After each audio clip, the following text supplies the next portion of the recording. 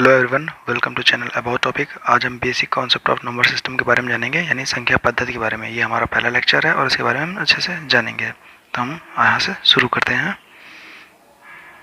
सबसे पहले हम जानेंगे कि नंबर सिस्टम क्या होता है, जिसे हम संख्या पद्धति कहते हैं। एक ऐसा सिस्टम जिसमें विभिन्न प्रकार की संख्याओं एवं उनके मध्य संबंधों व नियमों का क्रमबद्ध अध्ययन किया जाता है, उसे हम नंबर सिस्टम कहते हैं। जैसे कि सम, विषम, अभाज्य, समांतर श्रेणी आदि। यहाँ पर एग्जाम्पल में 2, 4, 3, 1 + 2 + 3 + ... 101 दिए हैं, जिसमें से 2, 4 सम, 3 विषम, 1 + 2 + 3 + ... 101 यह एक समांतर श्रेणी में दी हुई हैं। अब इसके बाद हम जानेंगे अंक किसे कहते हैं। किसी भी संख्या को लिखने के लिए हम 10 सिंबल्स 0, 1, 2, 3, 4, 5, 6, 7, 8, 9 का प्रयोग करते हैं तथा इन 10 सिंबल्स को हम अंक कहते हैं। और नंबर्स के बारे में, अंकों को मिलाने पर संख्या बनती है, जिसे हम नंबर्स कहते हैं। मतलब एक नंबर में कई सारे डिजिट्स हो सकते हैं, सिंबल्स हो सकते हैं। जैसे कि हमारे पास जो एग्जांपल है 25, उसमें 2 हमारा एक डिजिट है, 5 हमारा 2 डिजिट है, दूसरा डिजिट है, जिसको मिलाने पर संख्या बनी, जिसको हम 25 कहते हैं।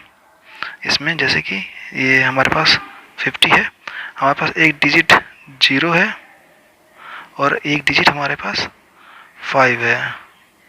तो हमें इन्हें इकाई और दहाई के स्थान पर रखने पर हमें एक नंबर मिला, जिसे हम संख्या कहते हैं, और वो है 50। इस प्रकार हमने देखा कि जो नंबर होता है वो अंकों को मिलाने पर बनता है। फॉर एग्जांपल हमारे पास एक नंबर है 2468। इसमें हम जो 2, 4, 6 और 8 ये जो हमारे इंडिपेंडेंट डिजिट्स हैं, ये इन्हें हम अंक कहते हैं। और अगर हम इन्हें इकाई, दहाई, सैकड़े के स्थान पर लिख दें तो हमें इनसे एक संख्या प्राप्त होती है। तो संख्या बेसिकली अंकों से मिलकर बनी होती है। अब बात आती है नेचुरल नंबर्स की, यानी प्राकृतिक संख्याएं। वे संख्याएं जिनसे किसी वस्तु आदि की गिनती की जाती है प्राकृतिक संख्याएं कहलाती हैं और इन्हें n से प्रदर्शित करते हैं।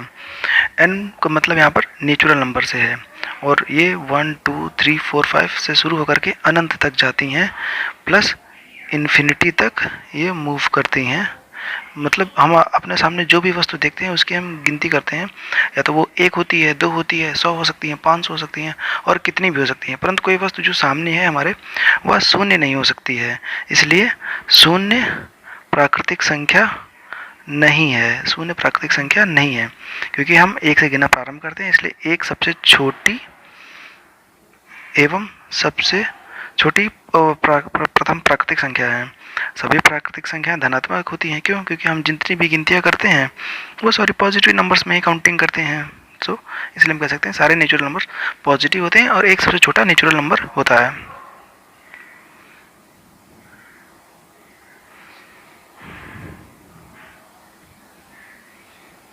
Whole number. जब प्राकृतिक संख्याओं में शून्य को भी शामिल कर लिया जाता है तो वे संख्या पूर्ण संख्या कहलाती हैं तथा इनके समुच्चय को W से प्रदर्शित करते हैं। यहाँ पर जो W है वो होल नंबर को रिप्रेजेंट कर रहा है और इसमें हमने 0 इंक्लूड कर लिया है। तो 1 से लेकर के आगे तक जितनी भी नंबर्स हैं वो हमारे सारे नेचुरल नंबर्स हैं। अगर हम इसमें 0 इंक्लूड कर देंगे, 0 अगर हमने इसमें इंक्लूड कर दिया तो हमारे सारे नंबर्स 0 से लेकर के प्लस इन्फिनिटी तक, 0 से लेकर के प्लस इन्फिनिटी तक सारे नंबर हमारे होल नंबर्स कहलाते हैं। इसलिए 0 हमारी पहली और सबसे छोटी पूर्ण संख्या है। अब आगे हम इंटीजर्स के बारे में देखेंगे कि इंटीजर्स क्या होते हैं। प्राकृतिक संख्याओं में उनकी ऋणात्मक संख्याओं तथा शून्य को भी सम्मिलित करने पर जो संख्या प्राप्त होती हैं पूर्णांक कहलाती हैं। इसमें उनकी ऋणात्मक संख्या मतलब इंटीजर्स तो वे होते हैं जैसे कि हमारे नेचुरल नंबर्स, ये हमारे सारे नेचुरल नंबर्स हो गए 1 से लेकर के प्लस इन्फिनिटी, 1 से लेकर के प्लस इन्फिनिटी तक। अब ये सारे पॉजिटिव थे, ये सारे पॉजिटिव थे। अब इसके हम यहाँ पर सारे निगेटिव ले लिए हमने, -1 से लेकर के माइनस इन्फिनिटी तक। प्लस हमने अगर इसमें 0 भी इंक्लूड कर दिया तो हमारे सारे इंटीजर्स बन गए। तो हमने यहाँ पर ये देखा कि जो इंटीजर्स होते हैं वो बेसिकली नेचुरल नंबर्स के प्लस और माइनस और 0 को इंक्लूड करने पर बनते हैं। इंटीजर्स 2 प्रकार के होते हैं, धन पूर्णांक और ऋण पूर्णांक, यानी पॉजिटिव इंटीजर्स और निगेटिव इंटीजर्स। पॉजिटिव इंटीजर्स 1 से शुरू होते हैं, 1 से स्टार्ट होते हैं और प्लस इन्फिनिटी तक अप्रोच करते हैं। मतलब वहाँ तक जाते हैं, और ये -1 से स्टार्ट होते हैं और -इन्फिनिटी तक जाते हैं। ये हो गए हमारे इंटीजर्स। अब आगे हम और देखते हैं इंटीजर्स के बारे में क्या होता है। शून्य ना तो धन पूर्णांक है और न ही ऋण पूर्णांक है। ऋण पूर्णांकों का मान शून्य से कम और धन पूर्णांकों का मान शून्य से अधिक होता है। सिंपल सी बात है, अगर कोई भी चीज़ पॉजिटिव है यानी वो जीरो से बड़ी होगी, और कोई चीज़ जो जीरो से छोटी है वो उसके लेफ्ट हैंड साइड में होगी। तो यहाँ पर हम देखेंगे ये गलत लिखा हुआ है, यहाँ पर धन पूर्णांक होगा और यहाँ पर ऋण पूर्णांक होगा, क्योंकि जो धन पूर्णांक होते हैं वो जीरो से बड़े होते हैं और प्लस इन्फिनिटी की तरफ अप्रोच करते हैं, और ये माइनस वाले पूर्णांक यानी माइनस निगेटिव इंटीजर्स यानी ऋण पूर्णांक -1 से शुरू होकर के -इन्फिनिटी तक बढ़ते हैं, और जीरो जो होता है हमारा न्यूट्रल होता है, ना ही प्लस होता है और ना ही माइनस होता है। नेक्स्ट है हमारा इवन नंबर्स। इवन नंबर्स क्या होते हैं? जिन्हें हम सम संख्या कहते हैं। ऐसी संख्याएं जो 2 से पूर्णतया विभाजित हो जाती हैं सम संख्याएं कहलाती हैं। Example 2, 4, 6, 8, 500 etcetera. अब यहाँ पर हम ये देखेंगे कि जो सम संख्याएं होती हैं अगर हम उनको 2 से डिवाइड करते हैं तो हमारा शेषफल 0 आता है, और सम संख्याओं के अंत में 0, 2, 4, 6, 8 होता है। ये कैसे? इसको हम एक एग्जाम्पल से समझते हैं। जैसे हमारे पास एक एग्जाम्पल है 420 का। अगर इसको चेक करना है कि सम है या विषम, इवन है ऑड, इवन और ऑड चेक करना है, तो हम कैसे करेंगे? हम इसको 2 से डिवाइड करेंगे। 2 से डिवाइड किया तो 2 टाइम्स किया 4, खत्म। हमने 2 उतारा, फिर हमने 2 उतारा तो 1 टाइम्स किया 2, खत्म। 0, 0 टाइम्स किया 0, खत्म। हमने देखा कि अगर हम 2 का 210 बार गुणा करते हैं, 210 टाइम्स मल्टीप्लाई करते हैं तो 420 मिलता है। मतलब अगर ऐसी संख्या जिसको हम 2 से डिवाइड करने पर रिमाइंडर जो रिमाइंडर है वो 0 आ जाए तो संख्या इवन होती हैं, सम संख्याएं होती हैं। और ऑड में ये चीज़ अपोजिट हो जाती है। ऑड नंबर्स के बारे में हम देखेंगे। ऑड नंबर्स ऐसी संख्याएं जो 2 से पूर्णतः विभाजित नहीं होती हैं विषम संख्याएं कहलाती हैं, जैसे 1, 3, 5, 7, 11, 17 आदि। प्रत्येक विषम संख्या का इकाई का अंक 1, 3, 5, 7, 9 में से कोई एक अंक होता है। विषम संख्याओं को 2 से भाग देने पर शेषफल 1 आता है। इसके लिए भी एग्जांपल देखते हैं। जैसे कि हमारे पास 17 है। अगर हम 17 को 2 से डिवाइड करते हैं तो ये 8 टाइम्स जाएगा, 16 आएगा और हमारे पास 1 बचेगा। आप किसी भी ऑड नंबर को 2 से डिवाइड करेंगे ना, तो हमेशा आपके पास जो रिमाइंडर होगा वो 1 होगा। हमेशा रिमाइंडर आपके पास 1 बचेगा। ये इसकी कंडीशन है, इसको पहचानने का तरीका है। और इनके लास्ट में ये डिजिट्स होते हैं 1, 3, 5, 7, 9 होते हैं। नेक्स्ट बात करते हैं प्राइम नंबर्स की। अभाज्य संख्याएं वे संख्याएं जो एक और स्वयं के अतिरिक्त किसी भी अन्य संख्या से विभाजित नहीं हों अभाज्य संख्या कहलाती हैं, जैसे कि 5, 7, 11, 19, 23 आदि। केवल 2 ऐसी सम संख्या है जो अभाज्य है तथा सबसे छोटी अभाज्य संख्या भी है। अभाज्य संख्याओं के फैक्टर 1 और स्वयं वह संख्या होती है। इसका मतलब ये है कि अगर कोई संख्या प्राइम नंबर है तो उससे छोटी जितने भी नंबर होंगे उनसे वह डिवाइड नहीं होगी, एक्सेप्ट वह संख्या खुद हो और 1 हो। एक एग्जांपल से इसको भी देखते हैं। जैसे हमारे पास ये एग्जांपल 19 का दिया हुआ है, तो 19 को हम देखते हैं। 19 के 2 फैक्टर हैं, एक 1 और दूसरा 19। अगर हम इन दोनों को छोड़ दें तो हमारे पास 2 से लेकर के 18 के बीच में कोई भी ऐसा नंबर नहीं है जो इसको डिवाइड कर सके, जो इसको डिवाइड कर सके, 19 को कंप्लीट डिवाइड कर पूरी तरह से भाग दे सके। कोई भी ऐसा नंबर नहीं है 2 से लेकर के 18 के बीच तक कोई भी नंबर ऐसा नहीं है जो 19 को पूरी तरह से डिवाइड कर सके। तो इसलिए 19 एक प्राइम नंबर है। इसी तरीके 17 भी। अब आगे बात आती है कोप्राइम नंबर्स, सहभाज्य संख्याएं। जिन्हें हम सहभाज्य संख्या कहते हैं। क्या होती हैं? 2 या 2 से अधिक प्राकृतिक संख्याएं जिनमें एक के अलावा कोई कॉमन गुणनखंड ना हो सहभाज्य संख्याएं कहलाती हैं। जैसे 2, 19, 3, 7, 10, 14, 1, 53। तो ये जो पेयर में नंबर्स दे रखे हैं, इनमें कोई भी कॉमन नहीं है आपस में, इनका एक ही कॉमन फैक्टर है, वो है इसमें कॉमन फैक्टर 1 है, इसमें भी कॉमन फैक्टर 1 है, इसमें भी कॉमन फैक्टर 1 है, क्योंकि इसमें शर्त है, इसकी कंडीशन है कि एक के अलावा कोई कॉमन फैक्टर ना हो। ठीक है, अगर हम इसकी जगह ये लिख दें 2, 10, 18, तो अब इसे चेक करना है को प्राइम है या नहीं है। तो इसके लिए क्या है, हम इसके फैक्टर करेंगे, तो फैक्टर करने पर हमें मिलेंगे 2 के लिए 1 इंटू 2, 10 के लिए 1 इंटू 2 इंटू 5, 18 के लिए 2 into 1 into 2 into 3 into 2, sorry ये हो गया हमारे पास। तो हमने यहाँ पर देखा जो इसके कॉमन फैक्टर होते हैं वो 1 है और 2 हैं, जो इसमें सब जो इन तीनों में कॉमन है, जिसकी वजह से यह जो हमारे पास ही सेट दिया हुआ है 2, 8, 18 और 10 का, ये प्राइम नहीं है, क्योंकि इसमें केवल एक ही कॉमन फैक्टर होना चाहिए, जिस वजह से यह प्राइम नंबर नहीं है, कोई प्राइम नंबर्स नहीं है। इसमें केवल और केवल एक ही डिजिट कॉमन होना चाहिए, सॉरी केवल एक ही कॉमन फैक्टर होना चाहिए जो कि 1 होना चाहिए, कुछ भी कॉमन नहीं होना चाहिए, कोई भी फैक्टर आपस में नहीं होने चाहिए। अब नेक्स्ट हम देखते हैं कंपोजिट नंबर्स यानी भाज्य संख्याएं क्या होती हैं। वे संख्याएं जिनका एक व स्वयं के अतिरिक्त कम से कम एक और गुणनखंड हो भाज्य संख्याएं कहलाती हैं। एग्जाम्पल 4, 27, 55। इन सभी एग्जाम्पल्स में सबके एक से ज़्यादा फैक्टर हैं। 4 के 1 इंटू 2 इंटू 2, 27 के 1 into 3 into 3 into 3, 55 1 into 5 into 11। यहाँ पर सबके एक से ज़्यादा फैक्टर है, मतलब यहाँ पर इसके फैक्टर नहीं के 1 इंटू 2, मतलब यहाँ पर इसके मल्टीपल्स फैक्टर हैं, इसलिए यह भाज्य संख्या है। मतलब इस नंबर को, ये जो नंबर है इनको इसके फैक्टर से डिवाइड किया जा सकता है कम्प्लीटली। पर को प्राइम नंबर्स में क्या था, वहाँ पर केवल एक ही कॉमन था, वो भी नंबर डिजिट 1, मतलब जो हमारे पास एक अंक है वो एक, वही सब में कॉमन था, इसके अलावा कुछ भी कॉमन नहीं था। पर यहाँ पर इसके मल्टीपल फैक्टर्स होते हैं, अतिरिक्त कम से कम एक और गुणनखंड हो। 4 में एक से ज़्यादा गुणनखंड, मतलब इसका गुणनखंड तो 2 भी है, 4 भी है, एक खुद है ये। तो इसके जो मल्टीपल्स फैक्टर है, इसकी वजह से ये कंपोजिट नंबर है। एक ना तो भाज्य संख्या है और ना ही अभाज्य। भाज्य संख्याएं सम विषम दोनों हो सकती हैं।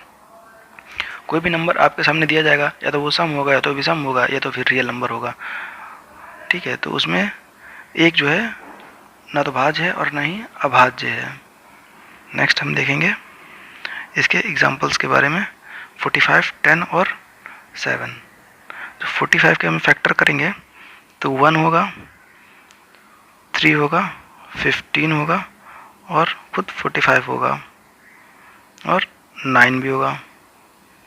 ठीक, इतने सारे फैक्टर होंगे इसके। तो अगर हम इनमें से किसी से भी डिवाइड करेंगे 45 को, तो कम्प्लीटली डिवाइड हो जाएगा और इसका रिमाइंडर जो होगा 0 आएगा, रिमाइंडर इसका 0 आएगा। इसके मल्टीपल फैक्टर से मतलब 1 और 45 के अलावा भी कई सारे फैक्टर हैं, जिसकी वजह से ये नंबर भाज्य है, कंपोजिट है। इसी तरीके से 10 के 1, 2, 5 एंड 10। 1 और 10 के अलावा भी इसमें 2 और 5 ऐसे हैं जिसके फैक्टर हैं, जो इसे कम्प्लीटली डिवाइड करेंगे, जिसकी वजह से ये भी कंपोजिट है।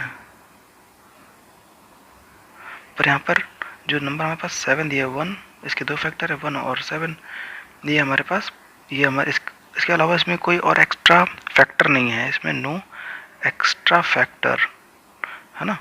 तो ये हमारा हो जाएगा प्राइम नंबर, ये हमारा हो जाएगा प्राइम नंबर। आगे हम रेशनल नंबर परिमेय संख्याओं के बारे में जानेंगे। वे संख्याएं जिन्हें P अपॉन Q के रूप में व्यक्त किया जा सके परिमेय संख्याएं कहलाती हैं, जहां P और Q दोनों पूर्णांक है तथा Q does not equal to 0, मतलब Q 0 नहीं हो सकता है और वो कुछ भी हो सकता है, जैसे 5/3, 16/17 आदि। यहाँ पर जो